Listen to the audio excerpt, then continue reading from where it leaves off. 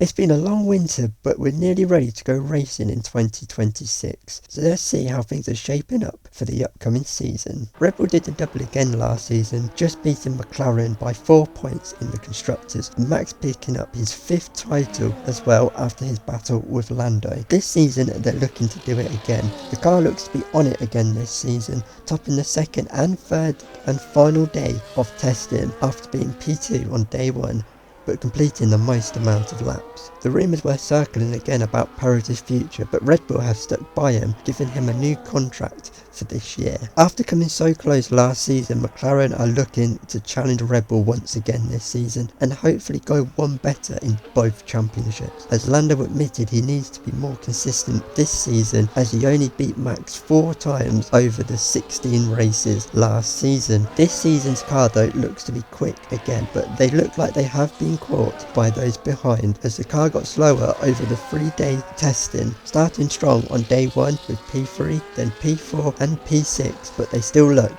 in the fight. Ferrari were very quick in 2025, Leclerc picking up multiple podiums and a couple of wins in Monaco and Brazil. Ferrari though just couldn't keep up with the development of Red Bull and McLaren, something they're looking to fix this season. There were questions around Lewis Hamilton, as he was outclassed by Leclerc, finishing P10 compared to his teammates P3 in the championship, some 49 points off Leclerc. This year Hamilton's looking to get back to his best as he hunts for his 8th title. This season they look like they have been caught by those behind, as they look like strong contenders for the midfield, being P6 and P7 on day 1 and day 2 of the test, but they look more like themselves on day 3 with P3. Are they sandbagging, or is this their real pace? We'll have to wait and see. Mercedes had another shocking season in 2025, only standing on the podium 5 times between George and Carlos and not being on the top step. They are hoping to sort their car out this season after being winless since the first race of 2024 in Australia. There was rumours that Sainz was going to be on his way out of Mercedes, as Mercedes wanted to promote Brown, but Toto came out and said he was happy with Carlos and he still has a year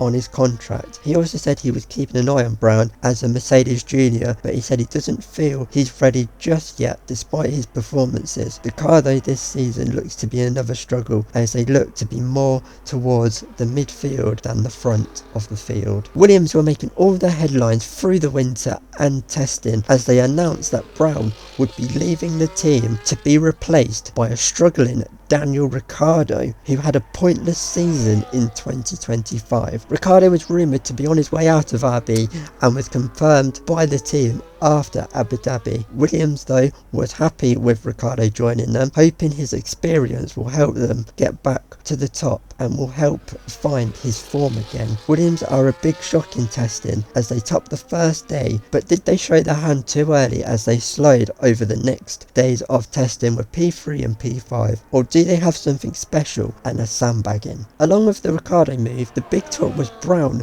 joining Aston Martin, replacing Lance Stroll. There was rumours that sponsors were not happy with Lance's performances, as he was outclassed by Alonso again in 2025. The sponsors were threatening to pull out if he stayed for 2026, which left Lance Stroll with a tough decision: his son or money, and he chose money. Brown was happy to be joining Aston Martin, as he sees it as another step in his F1 career. It looks like he's made a good choice, as this is Adrian Newey's first Aston Martin and he looks to have worked his magic again. Aston Martin look to have taken a big step forward to the front this year after finishing day 2 and day 3 of the test P2 after the slow first day in P4. They're very confident about this car and think the right circumstances they can compete for wins this season. Alpine last season had a quick car over a single lap, as Gasly showed multiple times with good qualifying performances such as a P4 in Baku. However, the car struggled for race pace and always fell back into the midfield, also having many reliability issues as well